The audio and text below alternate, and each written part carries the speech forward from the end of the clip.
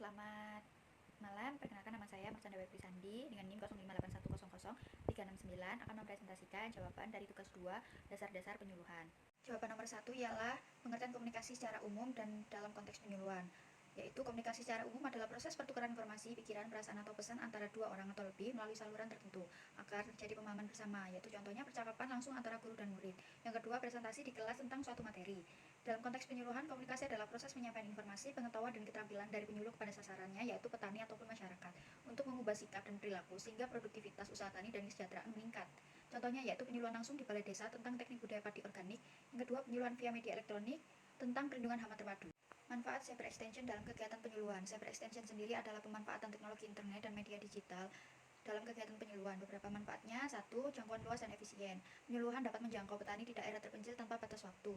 Yang kedua, akses informasi yang lebih cepat. Petani bisa mengakses materi penyuluhan kapan saja dan bisa memberikan umpan balik. Interaktivitas dan umpan balik. Melalui grup WhatsApp atau forum online, petani bisa diskusi, tanya jawab, dan berbagi pengalaman secara langsung. Dan yang terakhir, dokumentasi dan pemantauan. Kegiatan penyuluhan dapat direkam, diunggah, dan digunakan sebagai referensi serta bahan evaluasi di masa depan. Para penyuluh mengefektifkan komunikasi, yaitu 1. Memahami karakteristik audiens, yaitu penyuluh perlu mengetahui latar belakang audiens dari tingkat pendidikan, usia, luas lahan, dan kondisi sosial ekonomi sasaran agar pesan tidak terlalu teknis atau terlalu sederhana.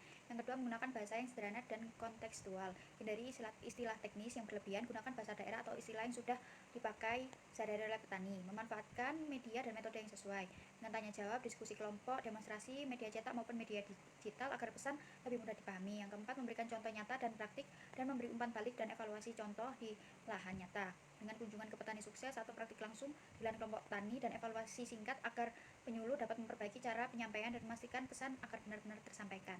Pengamatan kegiatan penyuluhan saya yaitu di perkebunan kopi di Jember, di perumahan Jember Permai 2, Kecamatan Sumbersari, Kabupaten Jember. Dengan identifikasi inovasi pertanian yang saya sampaikan adalah penerapan pengukuran mutu dan lingkungan proses pengolahan kopi dengan alat TDS, pH, JM4, serta penggunaan fermentasi dengan atmosfer CO2, yaitu fermentasi karbonik. Yaitu untuk TDS itu menilai kandungan zat larut dalam air dan pengolahan kopi yang berpengaruh pada rasa dan kualitas akhir.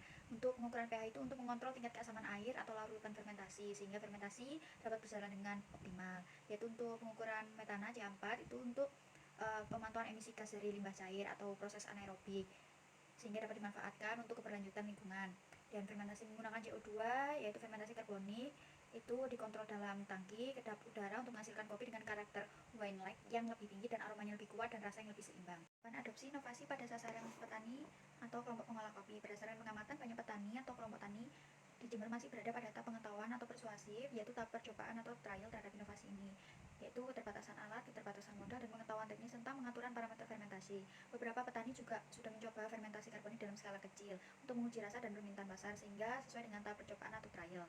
Dan yang yaitu faktor yang mempengaruhi kecepatan adopsi inovasi, yaitu faktor karakteristik petani atau kelompok pengolah, yaitu dengan tingkat pendidikan, keterbukaan terhadap teknologi, dan kemampuan bahasa. Petani yang sudah pernah mengikuti pelatihan atau mengenal kopi spesialty. Faktor inovasi itu sendiri yaitu fermentasi karbonik dan pengukuran TDS atau pH dianggap relatif baru dan kompleks sehingga membutuhkan waktu adaptasi. Namun karena inovasi ini meningkatkan kualitas dan harga jual, kopinya lebih enak dan bernilai premium dan daya tarik adopsinya besar. Faktor biaya dan ketersediaan sarana modal awal yang cukup besar. Faktor sosial dan budaya, dukungan dari lembaga pendidikan, faktor penyuluhan dan komunikasi penyuluhan menggunakan demo, praktik pelatihan langsung, dan pendampingan. Sekian jawaban dari saya. Jika ada salah kata mohon dimaafkan. Terima kasih dan selamat malam.